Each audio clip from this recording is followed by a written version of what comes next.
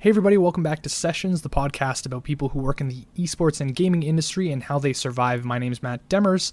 I'm your host. Today is July the 20th. I'm interviewing Cameron Gilbert, who goes by the name ShiroKaisen on Twitter and is kind of this resident Japanese esports expert. And I know that sounds a little bit weird. Japanese players and video games, that's definitely a relationship that we've heard about in the past. However, usually it's to do with consoles and fighting games. However, Cameron follows a little bit more obscure esports in Japan, like League of Legends. Should be a fun time. Cameron, how are you doing? I'm doing really well. Just got off work, having a good week. Looking forward to talking about some League of Legends and some of the teams and the work that I've been doing that I really enjoy. Normally I kind of interview, I want to say like full-timers, or I don't want to call them lifers, but I want to at least kind of like say, you know, they are involved on a 9 to 5 or like a 40-plus hour work week with esports. But, you know, talking to you, or at least, you know, seeing your biography or following your social media, you know, you do work as a project engineer at a place called Illumina. Do you want to tell me a little bit about that? Sure, why not? So I've been doing esports for 5 years, but at the same time I was going to school for biomedical engineering at USC, University of Southern California. And when I graduated, or as I was getting ready to graduate, I kind of had the choice to go pursue esports really hard and kind of put everything else on hold, or to kind of try to pursue both a career in biotech and in esports and go with whatever stuck. Because I really like both of them. And what the opportunity that I got was to take this job at Illumina, which is a genetics company. We make some of the most innovative technology in the realms of like genetic sequencing and genetic information. And so I got a really cool opportunity there. But I'm still doing esports as much as I can. And I think some of the skills that I'm working on here would be transferable to a position in esports in the future, because I'm definitely still open to doing that going forward. I mean, that's kind of one of the interesting things anyway, is that we hear a lot of people in esports just kind of I wouldn't say invested or involved kind of in STEM fields, or, you know, as you're saying, biotech.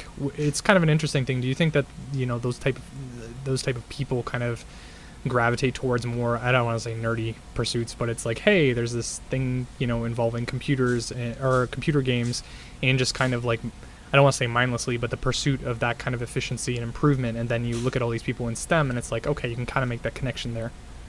I mean, honestly, let's be real, we're nerds. Like, video games have grown a lot in appeal over the years, and much broader base play these games than they used to, especially games like League of Legends, which are free and are really social. But I mean, some of the people who grew up with games had a pretty strong correlation with the people who grew up with science, and there's a lot of reasons you could give to try to explain that, but I really enjoy all these different like all the different ways that we interact with technology.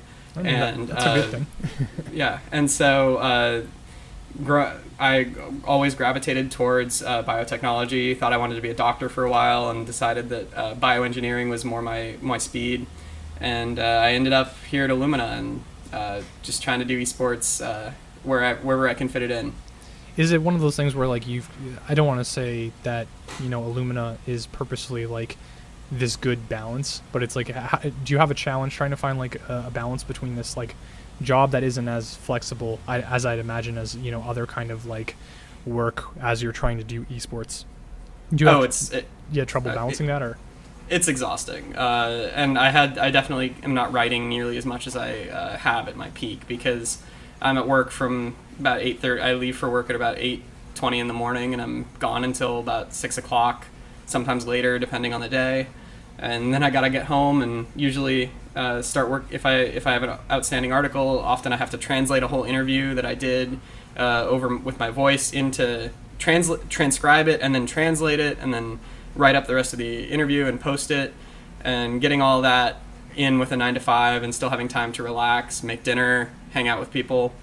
It is a challenge, and you want to hear, there's a lot of people in esports who had done that for a really long time and did even more than I did. You want to hear about try talking to the LPLEN people about their time doing that while they were working. That's the interesting respect. thing. Yeah, exactly. That's like, for the uninitiated, I guess there was kind of a group of people who were examining and kind of reviewing the LPL, which is the Chinese Major League of Legends League, before it kind of got popular. I don't want to say it in kind of like a hipster terms, but it's like before Riot started kind of giving the English-speaking audience a way of watching it, or a way of following it easier. There were these group of people that just kind of like really like Chinese League of Legends, and then they turned it into like work, or that, you know, most of them anyway have kind of gone on to bigger things. Yeah, and I have so much respect for the ability to just, in spite of having these like, I guess, real life, not to use a kind of a lame expression, obligations, they still manage to put that much passion and effort into it, and that's something I'm still trying to figure out the best way for me to go about. That's what I was kind of curious. Like, that's probably the main reason that I wanted to talk to you, is that they're the main. I don't want to say the main reason I follow you, but the main thing that I noticed you posting the most about is Japanese League of Legends. And Japan is a very underserved market, or not underserved market, but maybe uninterested market when it comes to PC esports. So just like China was for these LPL EN people, you know, there's something that hooks you, but you know, the interest may not be there from the rest of the kind of Western audience. So what kind of like drew you to that niche, I guess, and what keeps you there? Sure. So I guess to start off, I've been studying Japanese since I was 14. And when I studied abroad in Japan in 2014, I was living in Nagoya, which is one of the bigger cities in Japan. And I took a trip to Tokyo, and I'd heard about on Team Liquid the Esports Square, which is an esports cafe / arena that's in Tokyo. That was created by some people who just really, really like StarCraft. And so I went there and I got a chance to talk to those guys. I did an interview. It was one of the first interviews I ever did in Japanese.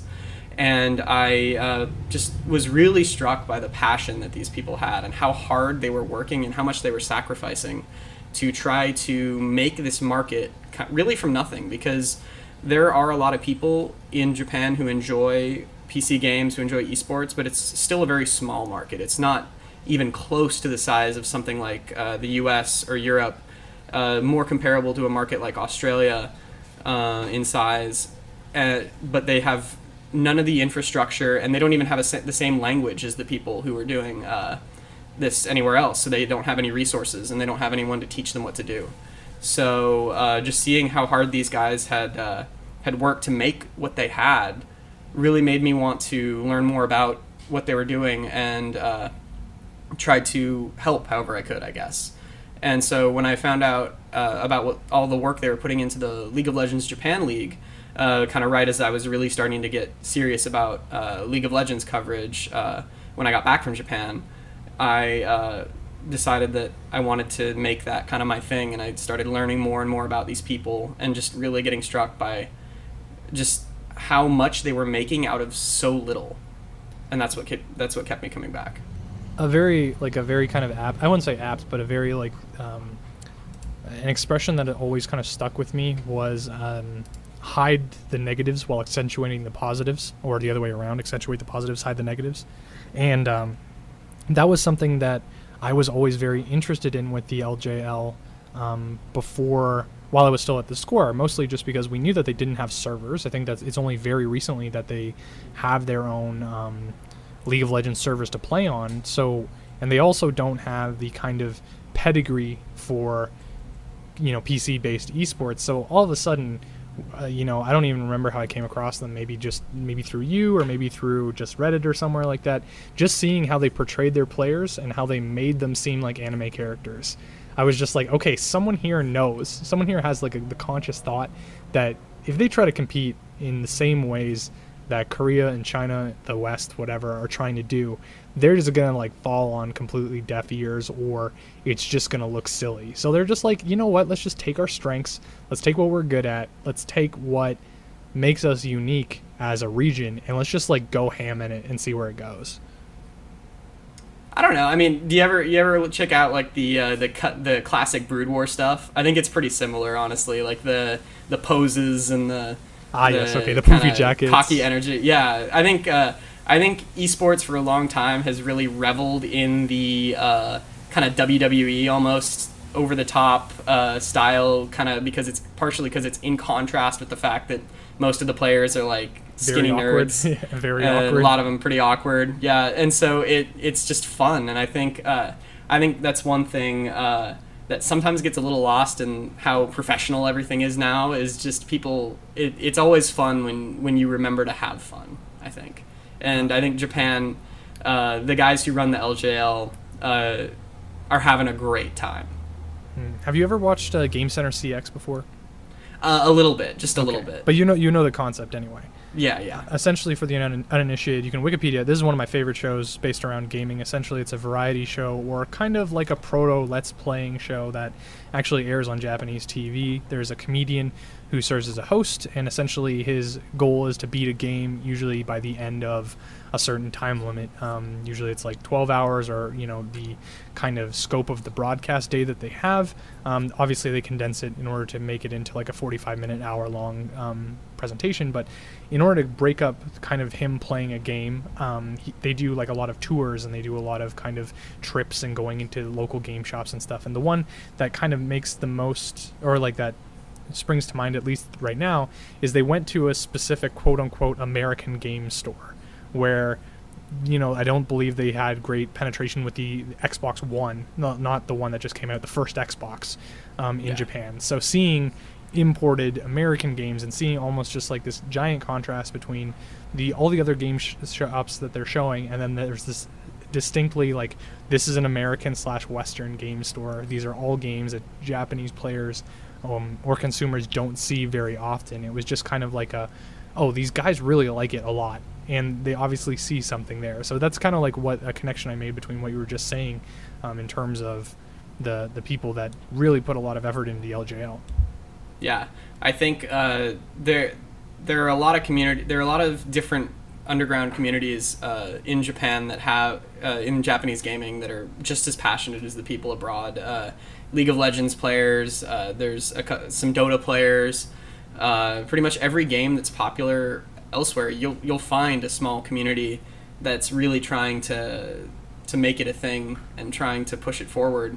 It's just they're so that community is so underserved and is so forgotten about that they pretty much have to make the best with what they have. Like Blizzard, for instance, Diablo 3 was the first game that was released in Japan with a localized version since the original StarCraft. Not even the expansion pack, Brood War, was localized into Japanese because no one has faith in the Japanese market for PC games that aren't Japanese native PC games because people just failed so many times at penetrating that market because it's a difficult market. There's a lot of challenges that are pretty unique to Japan that make it difficult to really capture the Japanese consumer. So we could obviously do an entire podcast about like what economic or what social reasons have led to them just kind of focusing a lot more on consoles, but my understanding, the short version of it is essentially that it was much more unlikely for a household to have their own kind of PC, and gaming was more centered around kind of arcade culture, and then obviously that kind of translated into consoles because a main selling point of consoles for the the Famicom or the NES or the Super Famicom, the SNES, was that hey, you were having an arcade experience in your home, and you paid a lot more than a quarter or however many yen it was to play an arcade game, but you would at least be able to play it as many times as you want and have access to it whenever you want, not have to wait in any lines or anything like that. So could you correct me if I'm wrong there? Like, I think I'm just oversimplifying it a little bit. I mean, that's more or less one way to look at it. Like, Japan has always gaming has always been a very social thing in Japan. Like, much more so than in a lot of other countries where you have, like, perfectly social people who go home and play video games at their computer for 2 or 3 hours. In Japan, when you play games, you usually want to go over to a friend's house and everybody plays on the one console, or you go to the arcade. And the biggest games that you play on your computer are MMO games like Final Fantasy 11 or 14 now, stuff like that. And mobile games are really big right now in Japan. PC gaming is inherently less social, like in terms of going and playing with everybody in the same room, because it's much more difficult to set up like a LAN party than it is to set up have everybody play on the same console. And on top of that, Japan just didn't most people didn't own their own PC. Like a PC in every home did not catch on in Japan for many years. And even when it did, people just kind of used it to check email or to go and occasionally browse the internet. Computer literacy is still very low in Japan relative to a country like America or Korea. And it's being pushed, but it's definitely not at the same rate as everywhere else. In a lot of ways, Japan was very ahead in technology throughout the 80s and 90s, but with the advent of computers and the internet, in Japan actually fell behind in a lot of ways. The campus that I went to when I was living there actually did not have Wi-Fi. Damn. Which is unthinkable for an American college campus. That's kind of crazy. Like, it's interesting that you kind of bring up the social aspect of it and kind of the ease of getting everyone into, the same room. Like, if you think about the typical kind of setup for a home theater system in the West, you at least have like couches, or I'd imagine. Like, I've seen some videos. I guess I'm guessing anyway. You might have seen the Smash Brothers documentary. But there is a scene where they go to Japan, and there is like a couple scenes where they're literally just like a couple TVs in a room, and there's just, packing it with as many people as you can. I'd imagine the urban density and just the ability to kind of like get from place to place, or at least have a lot of kind of kids the same age in the same area, really kind of contributes to that.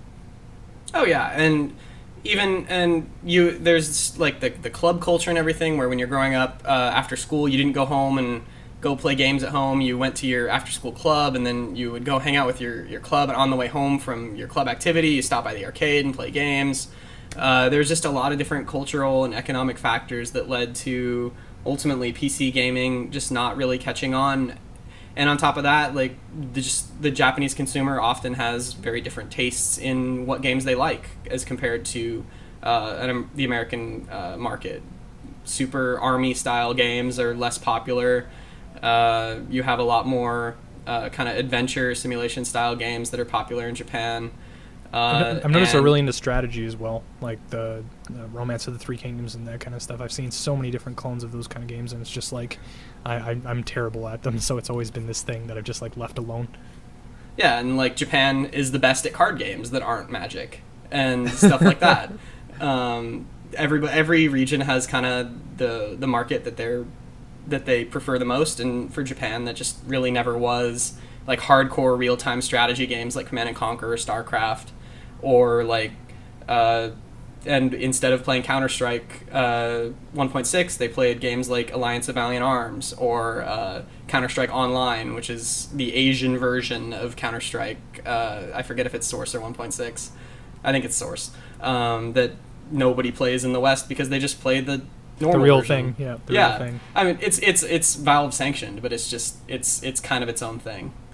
Is there something of a a social stigma to being like a primarily PC fan, I guess? Like, are any of the people that are like trying to make this work, are people looking at them and being like, man, you're a weirdo for being this into like PC games rather than consoles? I don't think it's like that. I don't think it's like a console war kind of thing where you'd have people like make fun of you for owning an Xbox and not a PlayStation. But it's more that people who are fans of PC games are aware that it's not a big market, and so they're aware that most of their friends probably won't play the same game, and a lot of them will like try to recruit their friends into playing. Most of the people who got into games like League of Legends in Japan were like had it pushed on them by their friends or through people they knew through another game. So it's all about like, and that's why League of Legends is so popular here in America, because people get recommended and all around the world because their friends get them to play the game. And in Japan, just because so many fewer people play, it takes a lot more effort to build up that kind of community.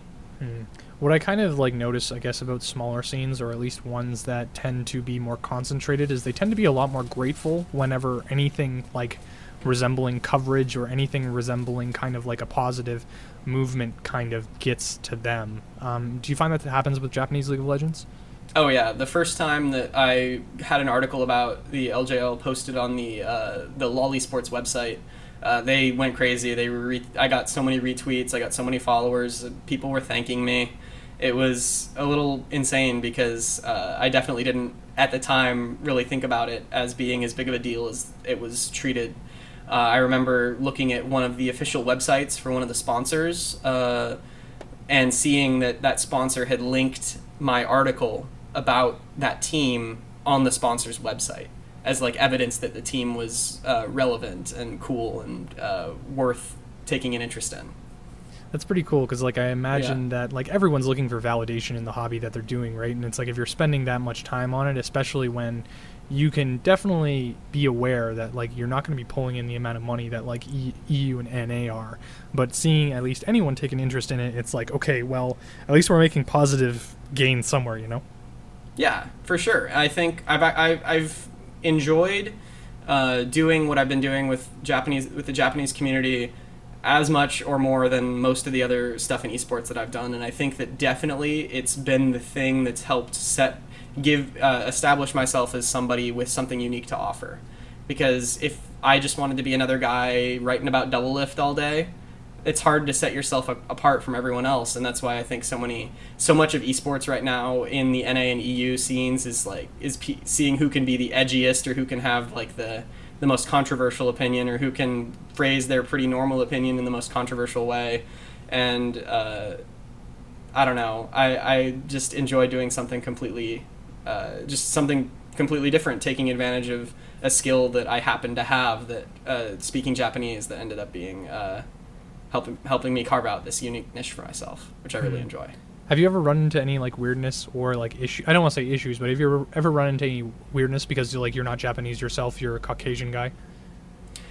Not really. I mean, sometimes I'll make a little mistake with Japanese and I'll have to reassert what I'm trying to get at.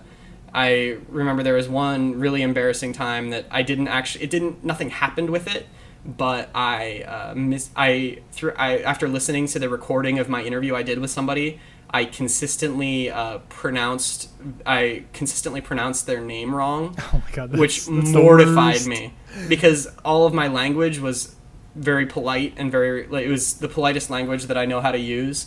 But I used sa instead of a za, s instead of a z when I was saying his name throughout the entire 20-minute interview. Oh man, I've run across situations like that, and it's just like after a while they know that you're just like making a mistake, and you probably don't mean the worst, but it's very easy to look at it later and just rake yourself over the coals and be like, oh man, just like one letter.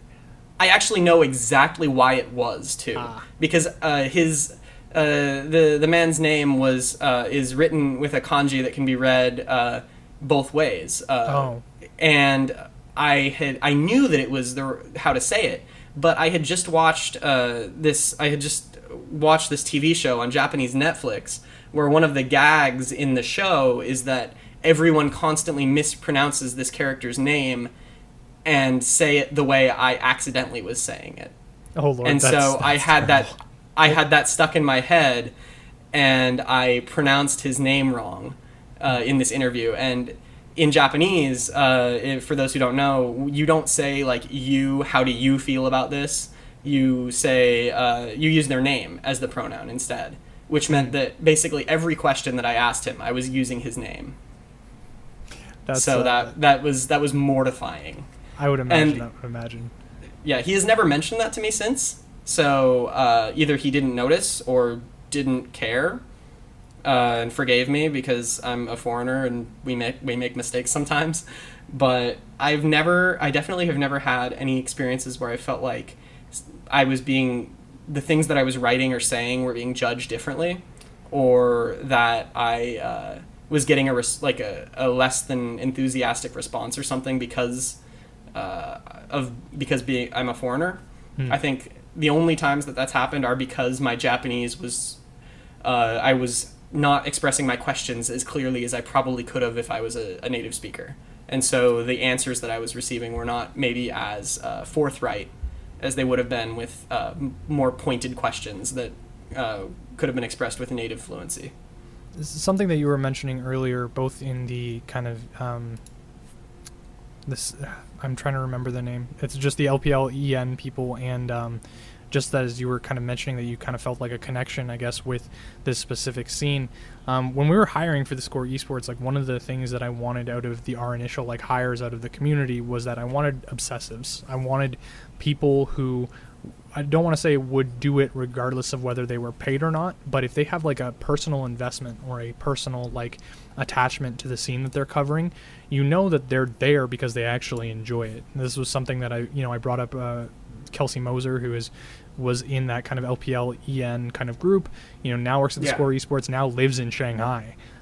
She was staying up regardless of whether we were paying her or not. So I was just like, we got to hire her because she's going to do it regardless. We might as well furnish her in a way that allows her to do it in the best circumstances possible, because we're going to get some good stuff out of her because she just cares about it that much.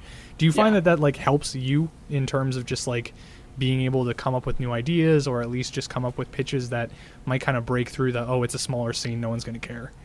Yeah, and I think that the number one thing that it helps with is it just makes sure that what you're doing is going to be good, because especially when you're doing coverage of scenes all year constantly, it's really easy for it to become perfunctory, especially if you have kind of things that you have to do, whether or not they're not a pitch, they're just like an article that says, hey, this event is happening, these are the players, these are the stories or whatever, and you just have all these that become very routine.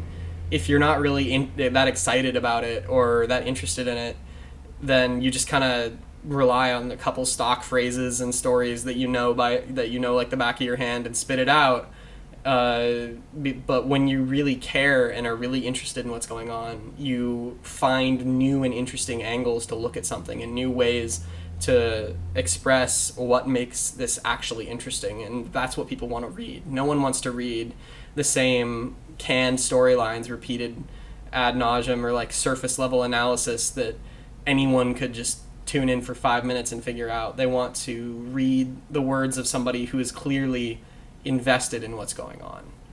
So kind of just rewinding back to, I guess, your personal history, rather, like you wrote for Evil Geniuses for a very long time on their site anyway. Can you maybe kind of run me through how you got involved with them, or like some of the stuff that you were doing around StarCraft? Yeah, I was in high school. StarCraft 2 had just came out, and I had just figured out really about esports, and I was insanely excited about it, and I wanted to get involved. And EG had posted out online that they were looking for people to help out with coverage for their site. This was back in the days when no one was getting paid, so that wasn't even a thought that came into my mind at the time when I was applying. And then I ended up getting a chance to contribute to the website. I got to meet a whole bunch of really cool people, most of whom I still am close with, or at least talk to.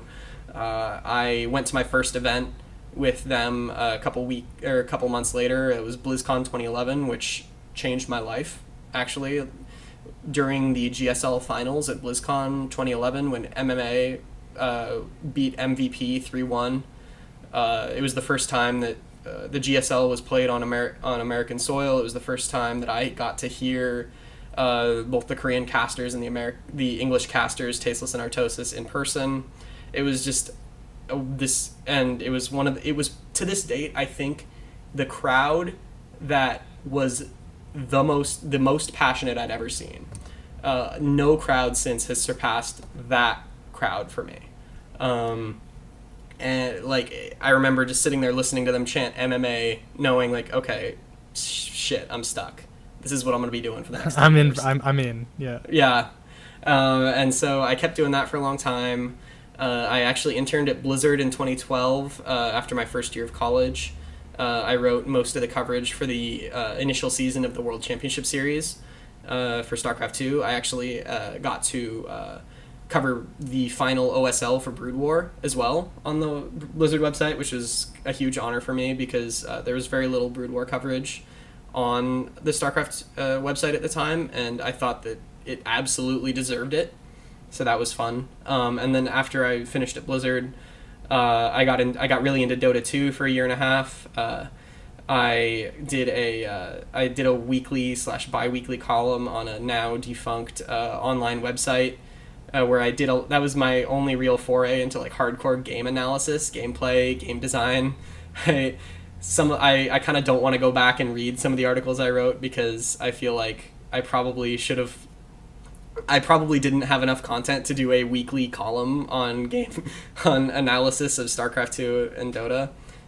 But it was fun. It was a good exercise. And then once that finished, that was around when I went to Japan. And when I came back from Japan was when I really delved hardcore into covering League of Legends. And that was when I got the opportunity to write for Lolly Sports. So kind of like going through all of that, it's like, and kind of based on what you've taught me, it's kind of like, I don't mean to presume too much, but it almost feels like you have a couple different identities going, in terms of just like yourself, where you're like, okay, I'm really into learning Japanese, so I've been, learning that and putting time into that since I was very young. I get hooked on esports at a certain time. I start writing about it, a couple different games. Interning at a game company is obviously, a big deal, or going to, BlizzCon or other events. And now you've kind of switched over to, again, going into STEM, also taking some time in order to live in a different country and kind of be immersed in this language and culture that I presume that you enjoy. So it's like, is there like a point where you're just like, or how do you kind of define yourself in terms of like a person? Are you like a writer? Or are you like just this like jack of all trades? Do you feel that you kind of have like this home identity where you're like, okay, I'm in, like for me, I would say I'm a writer first. Like even, that we're doing an audio interview right now, I would still say that, I am a writer first and foremost. Do you have that kind of like home base? Matt, I ask myself that question probably once a month. I honestly don't know. It's very existential. I don't mean to get too deep on you. No. I'm somebody who has I like too many things, and it's actually a huge problem because I get really into something, but I'm very rarely able to take it all the way because I can't give it as much as somebody who only likes that thing, and so I don't know. It's tough. I also pride myself on being able to really throw myself into pretty much anything and get pretty all right at it. And then if it's something that I really tend to enjoy, I tend to get pretty competitive at it, except for actually games. I'm garbage at playing games. I put 300 plus, I put like 1,000 hours into Dota 2 after I finished at Blizzard, and I was garbage the entire time. But I don't know. I guess still don't really have a good answer to that question. Trust me, I go through the exact same thing. The question I guess is like, obviously as a writer, your ability to being good at a game definitely improves or kind of widens the scope of articles that you're able to pitch, because if you're good at a game, you can tend to look at pro play and kind of dissolve it a little bit easier or distill it a little bit easier. So you're kind of like been in that situation where you're like, man, I wish I could write about this specific thing, but I'm not very good at the game, or like I don't understand it or have the natural aptitude for it. Have you ever kind of felt limited by that? I guess those just aren't the stories that really excite me that much. So it's never really been that much of a problem for me. In every game that I've followed, up until League of Legends, I was at least good enough to understand I guess including League of Legends, but I'm bronze at League of Legends, which relative to the population is probably the worst I've been at a game.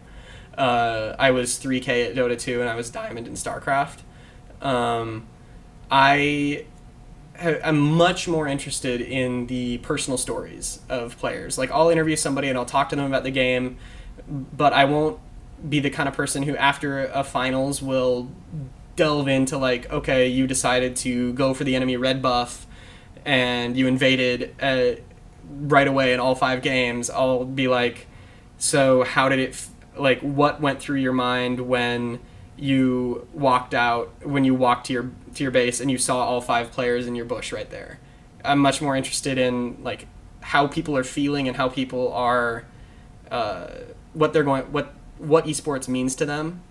And so one of the things that I always do that I always kind of wonder why I don't see more is when I interview a new player, I'll usually start by asking them, so tell me about your past. Tell me about how you got into League of Legends. Tell me about how you decided to become a pro gamer. And I'll do this with LCS pros that people have known for a long time. And I'll wonder, why don't I know this already? And I go back and I look, and I actually don't find a lot about it. And I post these stories, and I realize that people are interested to read this stuff because they didn't know. And those are the things that I find really compelling.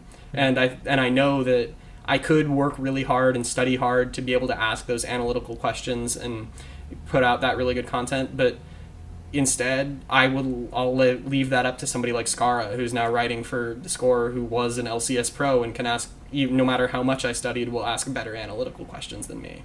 Or Emily, who will spend all night drawing up jungle pathing for the entirety of the LCK. And I think everybody has everybody in their writing has something that they find to be the most compelling, and kind of drives where they go with all of their articles. And for me, it's always just the people. I don't really I like the games, but they could be playing any game if they're interesting.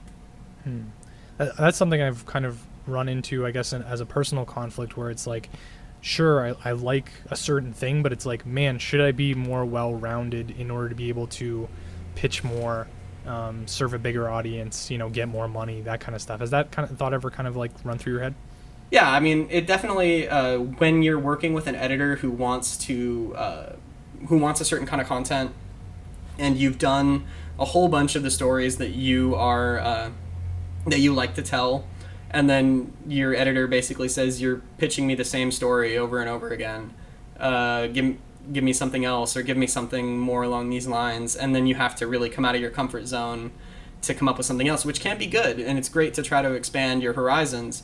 But at the same time, I think you end up being doing your best work and being more successful when you play to your strengths than when you try to do everything. This was something that came up in our last, or not our last interview, but the last episode of the podcast, where we were talking to a Smash player who basically explained it in Smash terms, kind of a similar thing, where he was saying, if you're learning how to play Falco in Smash Brothers Melee, you want to learn how to do this specific move first, because everything else, all the other options, come out of learning this move first. And he was basically saying, you need to find that thing where everything else kind of expands outward from it, because you at least need to have one solid thing that people know you for and people are looking forward to, that you can do really well every single time. So are those pieces like that kind of thing for you? I think it's just you have to know what you're offering that other people aren't, because like I was saying earlier, if you decide that you want to be an esports writer, and you sit down and you just write another article about how TSM is the best team in North America and how they're the best chance America has to do well at Worlds, how many people have told that story, and how many people probably can tell that story better than you because they've been following it for longer, or they have more access to the players, or whatever, all the different reasons. Why not, you need to find something that not necessarily hasn't been said, but might not have been said in the way that you can say it, based on your experience, your skills, and what you find compelling. Because we all have different lenses through which we see esports and through which we do everything that we do. And I think that it's better to take advantage of that. And that's how you get noticed, and that's how you find success. Because I did esports for 4 years, basically, without establishing any sort of recognition or notoriety except from with the people that I worked with. I had worked with a lot of really well-known, famous people, and they knew me, but I had 500 Twitter followers and no one knew who I was. Every time a piece of my content got to the top of Reddit, no one remembered my name. They just saw the piece and were like, oh yeah, this was pretty good. But then I started doing Japan, and no one else was doing that. And that's when people remembered, oh, I come to this guy if I want to find out about the Japan guys, because no one else was doing that. And that's when I started to have people actually remember who I was. I don't mean to minimize, obviously the massive commitment that it takes in order to learn a second language, but has it ever kind of crossed your mind where you're like, man, I'm really lucky that no one else is kind of doing this English to Japanese translation thing? Oh, absolutely. Everybody has the thing that they're lucky that they have that someone else doesn't.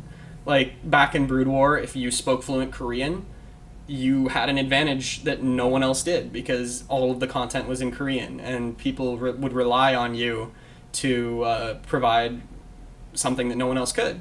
If you follow Dota, if you speak Chinese, that is an enormous advantage because so much of the scene is stuck in Chinese. I speak Japanese, and for a long time, because I didn't have like a history in the fighting game community, it was difficult to really take advantage of that. But when I started getting involved in the LJL, it was something that I could do that not a whole lot of people could, because I had this unique intersection of being able to speak Japanese, having an esports background, having a writing background, having lived in Japan for a while, and having connections with different esports organizations and a place to put the content. Not to say, like, we mentioned earlier that obviously, like, the Japanese player base, fan base, the community, I guess, is very passionate, but, like, what's something that's unique about that community or culture that doesn't exactly, like, translate equivalently, I guess, across all regions? Like, obviously, every region from Brazil to Turkey to, OCE to China, North America, the West, whatever, they are obviously going to like the game. They are going to be enjoying their players, that kind of stuff. But what's something like that's chiefly unique about the LJL? I think what's one thing that sets the LJL apart from a lot of other regions is that the amount of effort and money put in per person who plays the game is probably like an order of magnitude greater than any other scene, because the player base is just so small and the competitive player base is even smaller. And yet they have this whole league, a bunch of teams they have more teams that are full time than Australia or a lot of the other wildcard regions. They have team houses, and these players are really putting so much into it. Even though there was not only no guarantee of return, but not even that much of a prospect for an immediate return, because it's all predicated on being able to build this scene from the ground up. It's literally watching a scene develop from nothing, because there's no esports infrastructure. There's no history of PC gaming. There aren't established corporations that are just ready to hand out sponsorships. There aren't giants like TSM or Evil Geniuses that are able to support full-time players. It's people who have to take risks and people who have to really put a lot on the line to make this happen. One of my friends in the scene, he's the manager for Rampage, which is one of the strongest teams in Japan. He personally just had to pay a ton of stuff for his team in order to keep them playing, because they didn't have enough to keep going, but he wanted to make sure that these players were able to keep going. And you have guys like the CEO of Detonation, who after retiring as a Counter-Strike player, decided that he was going to put everything he had into building a place for these players so that they wouldn't have to worry about feeding themselves and that they wouldn't have to worry about anything, and that they could just play the game, in betting that he and the rest of the people who were working towards this would be able to build the scene to follow them, that they could blaze this trail. And so I think it's just that's really incredible. It's a lot of selflessness. I mean, I wouldn't say it's 100% selflessness, well, because obviously, you want to make it a career, and these are people who want to be able to not only make a career for themselves, but a career for everybody.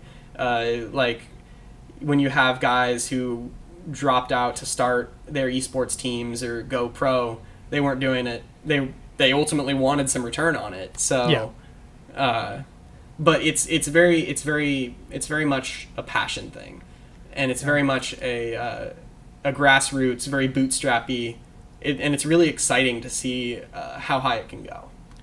Have you ever kind of like noticed them, like how they specifically navigate certain mistakes that other scenes or other like communities like have gone through before? Like I'd imagine that there's a unique spin on going into something like we were saying. There isn't exactly that mentorship in PC esports that they would be able to pull on, from other scenes that came before them and that kind of stuff. So is it interesting, like, seeing them navigate mistakes that that other scenes have dealt with, but they have their own kind of unique spin on it?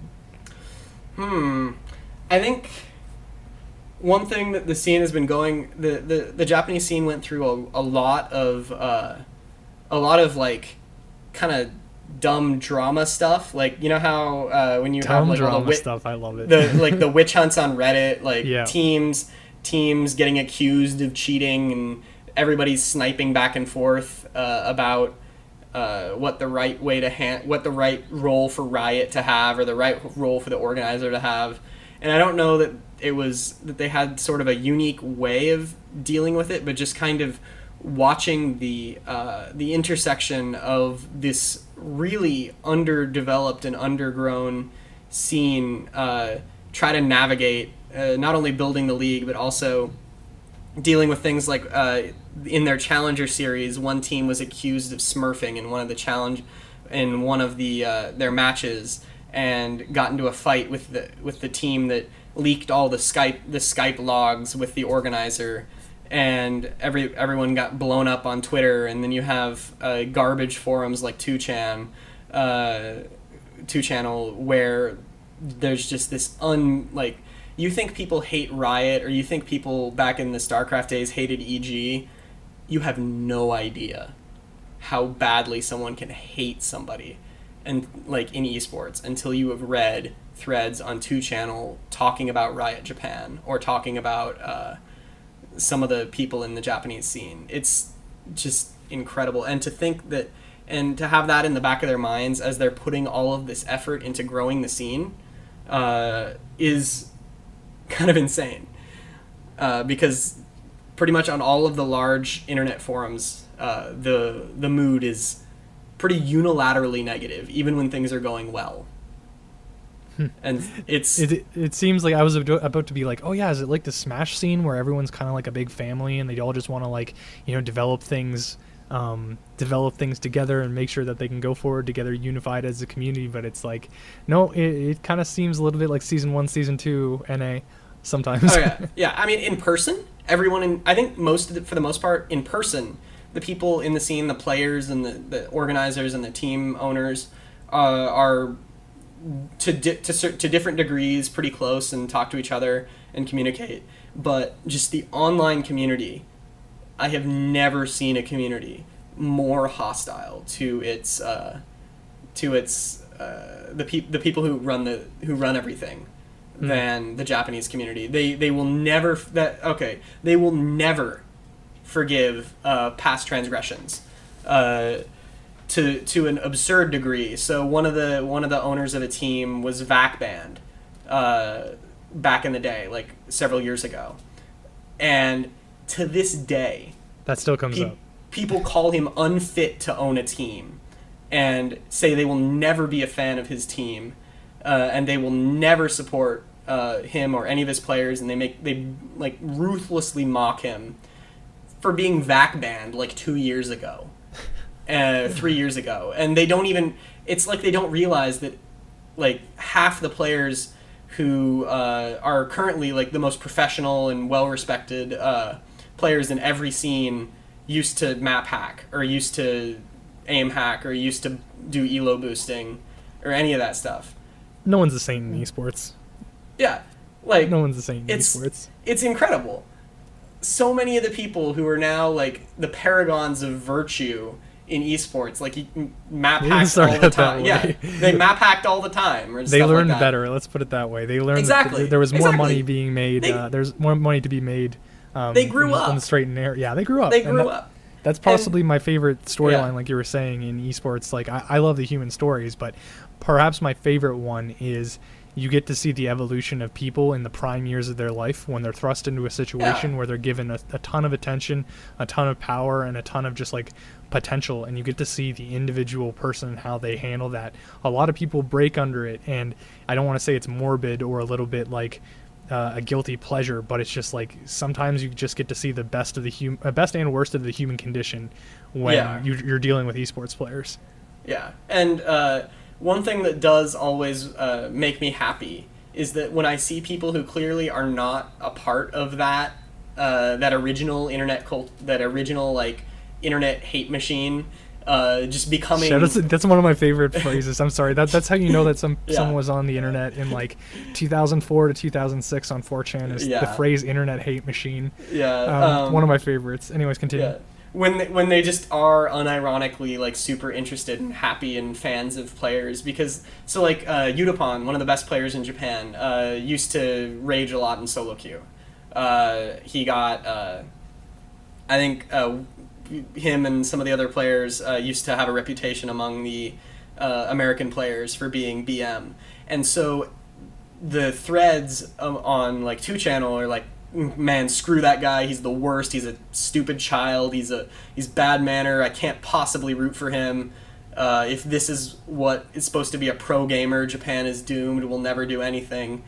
And then you have but obviously they've learned and they've grown and they're not like that anymore, and you have players like new fans who came up and learned about these people through who they are now and watching them play and win on the stage, and are now just like, oh man, I love that guy. I'm such a huge fan, and watching them line up and get autographs. When I was back in Japan over winter break, I got I went to this like silly Christmas signing event with one of the Japanese players, and there was like a line of people who wanted his autograph, and I just, after most of my exposure to the Japanese league community being their online internet awfulness, just seeing these people who are just so excited to meet this guy and get a signature, I thought was just so cool. It's a hilarious thing where the same thing kind of happens in League, where there are people who definitely don't know, like, they're just coming on now. That's almost one of the most entertaining things, is like teaching them the history of the game, or teaching them the history of the esport, or like just telling them how broken things were back in the day, or just how things worked. Like one of my, I don't know if you've known this game, but the GSG game, you just have to call it the GSG Heimer game, where they picked Heimerdinger in like late season 2, or no, early season 3, and then they went down mid, and essentially it was a 4 mid and then an Olaf on the side lane getting single XP. So the team that's playing them, they have no idea what to do, right? They're just like, okay, well, we're getting inhibitor turret pushed at like 8 minutes. So they're trying to frantically like stop this push comp. So they're trying to push out other lanes, but then the Olaf is getting solo experience and farm this entire time. So they just 1v1 kill. Like it's like this legendary game where, unless you were there, or unless at the time, you are only going to find out about that game if someone links it in a Reddit thread or something like that. So seeing people's like enthusiasm when it comes to that stuff is just amazing. In just like the same vein as the whole grudges thing, is that just like a Japanese culture thing, or is that just like, again, the internet hate machine? I don't know that it's definitely a Japanese culture thing, but at least my impression is that the Japanese community and Japanese fans are have, I guess, like much longer memories, or are much more unwilling to let bygones be bygones. You still have, in America, you have some people who still won't forgive some players for something they said or something they did many, many years ago, especially in some of the older scenes. Like in Dota 2, you still have people who crap on community members for things they did back in the Warcraft 3 days. But I don't think it's nearly to the same level of penetration as it is in the Japanese community, and that might be the same in other small communities, and that's probably partially because the Japanese community is so small. So that news doesn't has a much higher penetration rate, and it doesn't disappear. People keep bringing it up, people keep seeing it. But it also could be a unique aspect of the Japanese scene specifically. And it's one that I hope gets better as it gets larger. I think that's a really good time, or a really good thing to end off on. Where can people find you on the internet? You can follow me at ShiroKaisen on Twitter. I currently do most of my writing for a Japanese website, GameSpark, gamespark.jp. All that writing is in Japanese. but I still do cover on a bunch of different other websites as well. I recently published a story about Brood War for Red Bull. I publish stuff on Liquid Legends or with Team Liquid. I occasionally publish stuff still for EG. The best way to find stuff of mine is to follow me on Twitter, because that's where everything will eventually end up. And correct me if I'm wrong, you do tweet about Brazil occasionally. Oh yeah, I mean, I don't get a chance to watch the scene that much, because you can only really follow one hipster scene and still follow the main regions. But I do like to check it out when I can, and I like to support it, because those guys are insane. The amount of passion and the amount of like just sheer excitement for what's going on in esports really is just amazing to watch, and I cannot wait for Riot to give them a major, whether it's All Stars or IEM Worlds Championships would be nice. Or something like that. Because just something they you get a big audience in a stadium, because like everything you see is just like crazy from them. You could probably fill a bigger stadium in Brazil than you can in Europe. I would definitely agree with that, especially after seeing a lot of the footage, and I believe they have better well, I don't want to say they have better infrastructure, but they at least have the big stadiums that would be available for it. Yeah. Thank you guys so much for listening to this episode of Sessions. Thank you, Cameron, for being such an amazing guest. We will be back next week. I think next week might be our last episode before a little bit of a break, because the International is coming up, and that's always going to be a fun time. Cameron, do you watch the International?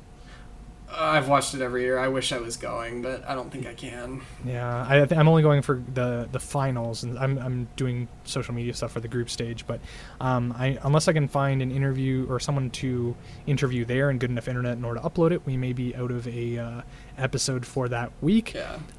If you're interested in following more of the podcast, you can check out sessionscast.com, which is where we do all the archive posts, show notes, and all that other fun stuff. Everything that Cameron's mentioned about his details will be both on the show notes and in the video description if you're watching this on YouTube. Other than that, you can support the podcast by checking out patreon.com/MattDemers. And we'll see you next week. Thanks so much.